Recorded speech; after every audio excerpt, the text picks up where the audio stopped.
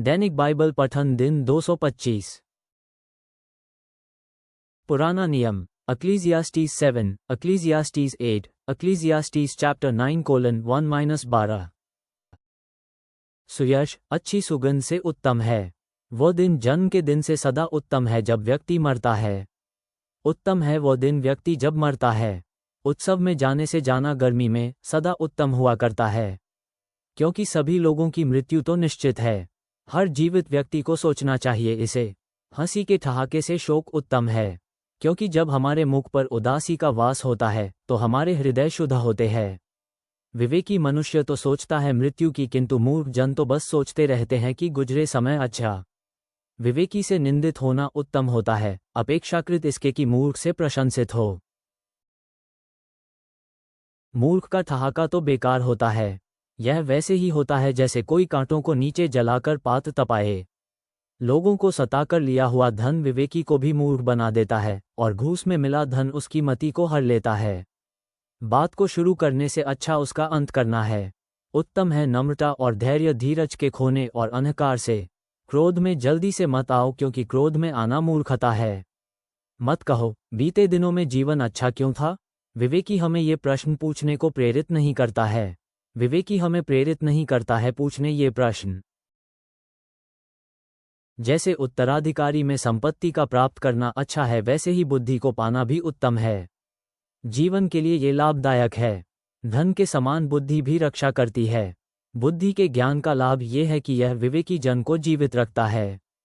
परमेश्वर की रचना को देखो तुम एक बात भी बदल नहीं सकते, चाहे तुम यही क्यों न सोचो कि वो गलत है। जब जीवन उत्तम है तो उसका रस लो, किंतु जब जीवन कठिन है तो याद रखो कि परमेश्वर हमें कठिन समय देता है और अच्छा समय भी देता है, और कल क्या होगा ये तो कोई भी नहीं जानता। अपने छोटे से जीवन में मैंने सब कुछ देखा है। मैंने देखा है अच्छे लोग जवानी में ही मर जाते हैं। मैंने देखा है कि बुरे लोग लंबी आयु तक जीते रहते हैं। सो अपने को हल्कान क्यों करते हो। न तो बहुत अधिक धर्मी बनो और न ही बुद्धिमान, अन्यथा तुम्हें ऐसी बड़ी बातें देखने को मिलेगी जो तुम्हें आघात पहुंचाएगी। न तो बहुत अधिक दुष्ट बनो और न ही मूर्ख, अन्यथा समय से पहले ही तुम मर जाओगे। थोड़ा ये बनो और थोड़ा वह, यहाँ तक कि परमेश्वर के अनुयायी भी कुछ अच्छा करेंगे तो बुरा भी। निश्चय ही इस धरती पर कोई ऐसा अच्छा व्यक्ति नहीं है जो सदा अच्छा ही अच्छा करता है और बुरा कभी नहीं करता। बुद्धि व्यक्ति को शक्ति देती है। किसी नगर के 10 मूर्ख मुखियाओं से एक साधारण बुद्धिमान पुरुष अधिक शक्तिशाली होता है। लोग जो बातें कहते हैं उन सब पर कान मत दो। हो सकता है तुम अपने सेवक को ही तुम्हारे विषय में बुरी बातें कहते सुनो, और तुम जानते हो कि तुमने भी अनेक अवसरों पर दूसरों के बारे में बुरी बातें कही हैं। इन सब बातों के बारे में मैंने अपनी बुद्धि और विचारों का प्रयोग किया है। मैंने सच्चे अर्थ में बुद्धिमान बनना चाहा है, किंतु ये तो असंभव था। मैं समझ नहीं पाता कि बातें वैसी क्यों हैं जैसी वे हैं। किसी के लिए भी यह समझना बहुत मुश्किल है। मैंने अध्ययन किया और सच्ची बुद्धि को पाने के लिए बहुत कठिन प्रयत्न किया। मैंने हर वस्तु का कोई हेतु ढूंढने का प्रयास किया, किंतु मैंने जाना क्या। मैंने जाना कि बुरा होना बेवकूफ़ी है और मूर्ख व्यक्ति का सा आचरण करना पागलपन है। मैंने ये भी पाया कि कुछ स्त्रियां एक फंदे के समान खतरनाक होती हैं। उनके हृदय जाल के जैसे होते हैं और उनकी बाहें जंजीरों की तरह होती हैं। इन स्त्रियों की पकड़ में आना मौत की पकड़ में आने से भी बुरा है। वे लोग जो परमेश्वर को प्रसन्न करते हैं ऐसी स्त्रियों से बच निकलते हैं, किंतु वे लोग जो परमेश्वर को अप्रसन्न करते हैं उनके द्वारा फांस लिए जाते हैं। गोरू का कहना है, इन सभी बातों को एक साथ इकट्ठी करके मैंने सामने रखा, ये देखने के लिए कि मैं क्या उत्तर पा सकता हूँ।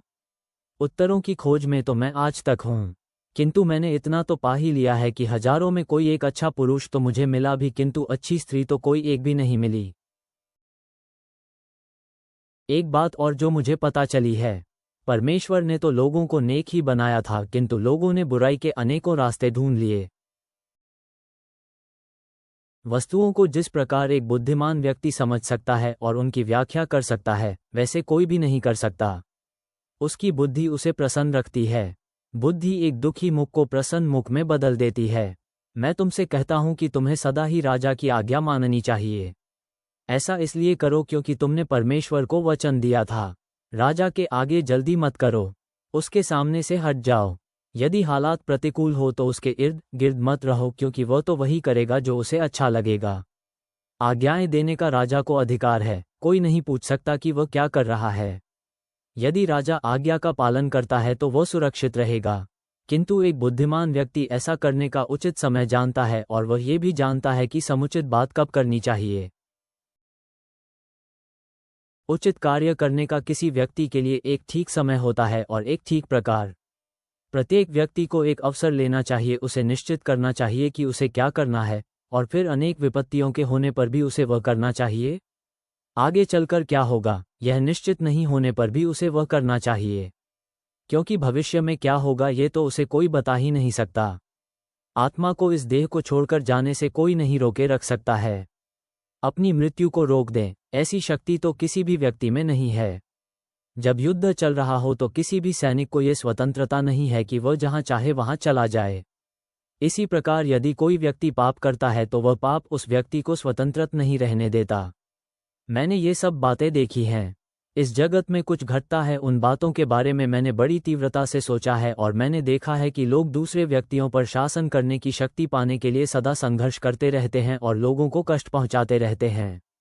मैंने उन बुरे व्यक्तियों के बहुत सजे धजे और विशाल शव यात्राएं देखी हैं जो पवित्र स्थानों में आया जाया करते थे।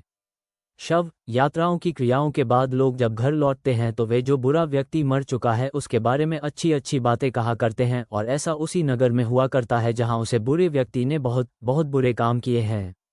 यह अर्थहीन है। कभी कभी लोगों ने जो बुरे काम किए हैं उनके लिए उन्हें तुरंत दंड नहीं मिलता, उन पर दंड धीरे धीरे पड़ता है, और इसके कारण दूसरे लोग भी बुरे कर्म करना चाहने लगते हैं। कोई पापी चाहे सैकड़ों पाप करे और चाहे उसकी आयु कितनी ही लंबी हो, किंतु मैं ये जानता हूं कि तो भी परमेश्वर की आज्ञा का पालन करना और उसका सम्मान करना उत्तम है। बुरे लोग परमेश्वर का सम्मान नहीं करते, सो ऐसे लोग वास्तव में अच्छी वस्तुओं को प्राप्त नहीं करते। वे बुरे लोग अधिक समय तक जीवित नहीं रहेंगे। उनके जीवन डूबते सूरज में लंबी से लंबी होती जाती छायाओं के समान बड़े नहीं होंगे। इस धरती पर एक बात और होती है जो मुझे न्याय संगत नहीं लगती। बुरे लोगों के साथ बुरे बातें घटनी चाहिए और अच्छे लोगों के साथ अच्छी बातें, किंतु कभी कभी अच्छे लोगों के साथ बुरी बातें घटती है और बुरे लोगों के साथ अच्छी बातें। ये तो न्याय नहीं है। सो मैंने निश्चय किया कि जीवन का आनंद लेना अधिक महत्वपूर्ण है, क्योंकि इस जीवन में एक व्यक्ति जो सबसे अच्छी बात कर सकता है वह है खाना पीना और जीवन का रस लेना।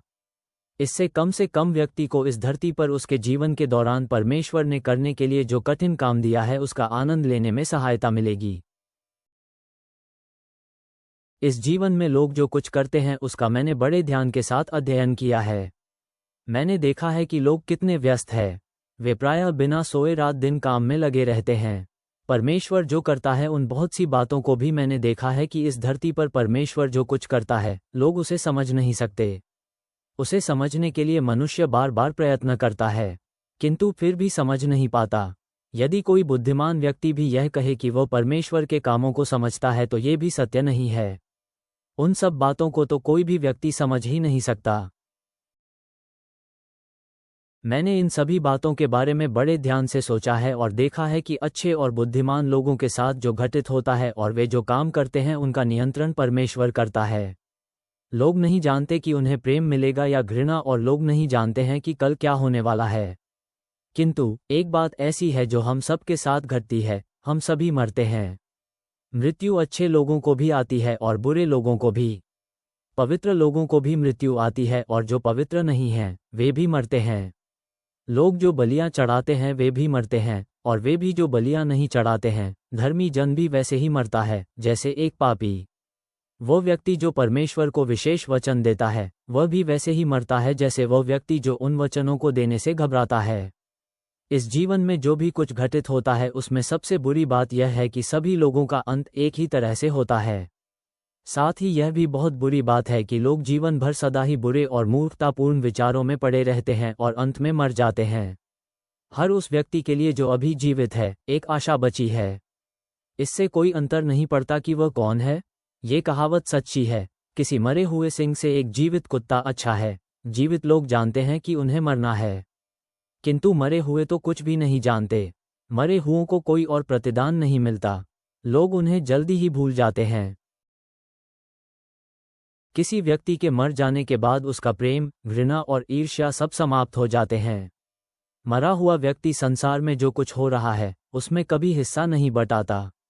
सो अब तुम जाओ और अपना खाना खाओ और उसका आनंद लो। अपना दाखमधु पियो और खुश रहो। यदि तुम ये बातें करते हो तो ये बातें परमेश्वर से संबंधित है। उत्तम वस्त्र पहनो और सुंदर दिखा। जिस पत्नी को तुम प्रेम करते हो उसके साथ जीवन का भोग करो। अपने छोटे से जीवन के प्रत्येक दिन का आनंद लो। हर समय करने के लिए तुम्हारे पास काम है। इसे तुम जितनी उत्तमता से कर सकते हो करो। कब्र में तो कोई काम होगा ही नहीं। वहां न तो चिंतन होगा, न ज्ञान और न विवेक, और मृत्यु के उस स्थान को हम सभी तो जा रहे हैं। मैंने इस जीवन में कुछ और बातें भी देखी हैं जो न्याय संगत नहीं हैं।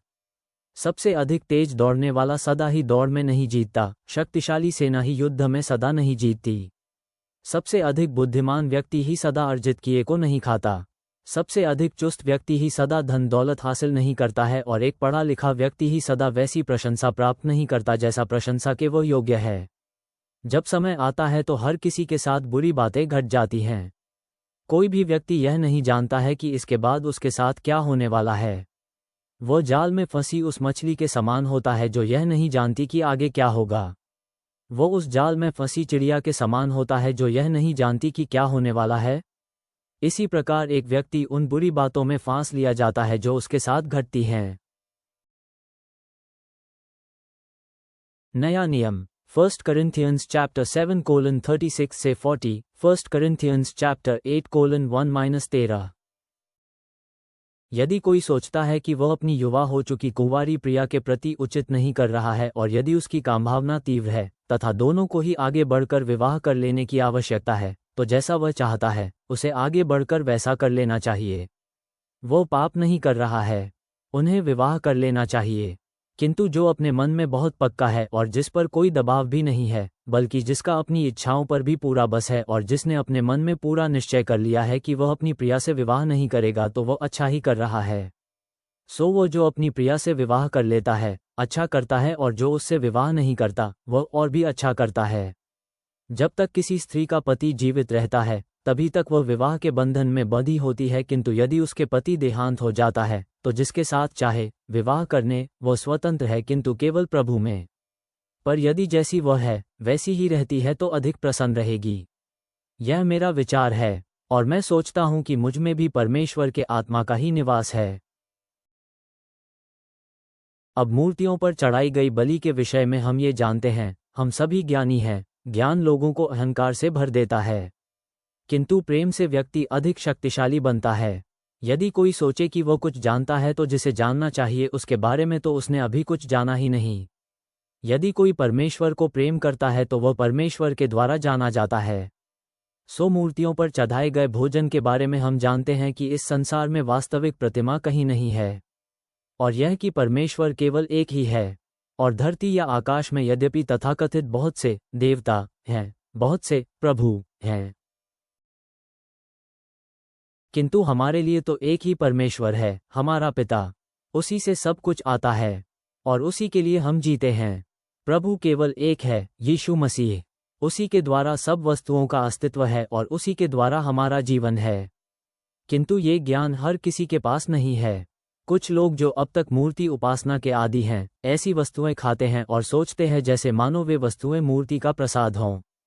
उनके इस कर्म से उनकी आत्मा निर्बल होने के कारण दूषित हो जाती है, किंतु वह प्रसाद तो हमें परमेश्वर के निकट नहीं ले जाएगा।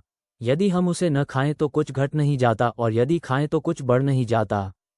सावधान रहो, कहीं तुम्हारा यह अधिकार उनके लिए जो दुर्बल हैं पाप में गिरने का कारण न बन जाए।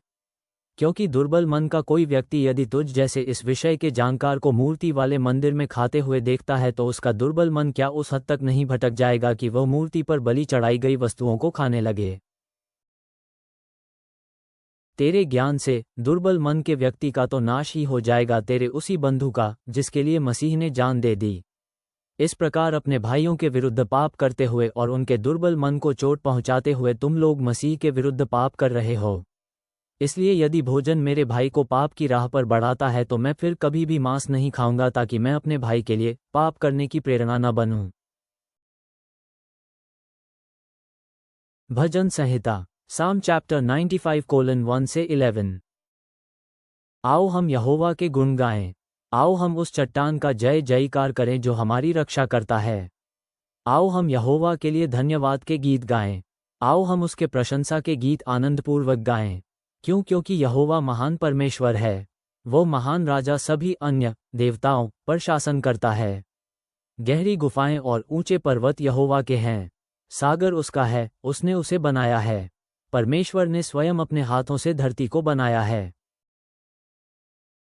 आओ हम उसको प्रणाम करें और उसकी उपासना करें। आओ हम परमेश्वर के गुण गाएं जिसने हमें बनाया है। वह हमारा परमेश्वर और हम उसके भक्त हैं। यदि हम उसकी सुने तो हम आज उसकी भेड़ हैं। परमेश्वर कहता है, तुम जैसे मरिबा और मरुस्थल के मस्सा में कठोर थे वैसे कठोर मत बनो। तेरे पूर्वजों ने मुझको परखा था।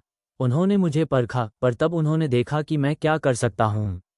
मैं उन लोगों के साथ 40 वर्ष तक धीरज बनाए रखा। मैं ये भी जानता था कि वे सच्चे नहीं हैं। उन लोगों ने मेरी सीख पर चलने से नकारा। सो मैं क्रोधित हुआ और मैंने प्रतिज्ञा की वे मेरे विशाल की धरती पर कभी प्रवेश नहीं कर पाएंगे। स्वर्गीय पिता, हम विनम्र हृदयों के साथ तेरे समक्ष आते हैं। सभोपदेशक ग्रंथ में जीवन की क्षणभंगुरता और उद्देश्य के साथ जीने के महत्व की बुद्धि को समझने की खोज में हमारी इच्छाओं और जिम्मेदारियों के बीच संतुलन बनाए रखने में हमारी सहायता कर, जैसा कि पौलुस हमें कुरिन्थियों में सिखाता है, ताकि हम अनुग्रह और समझ के साथ दूसरों से प्रेम करें और उनकी सेवा करें। जब हम तेरी आराधना करते हैं तो हमारे हृदय भजन संहिता 95 की पुकार को प्रतिध्वनित करें, तेरी महानता को पहचानते हुए और आज्ञाकारिता के महत्व को समझते हुए।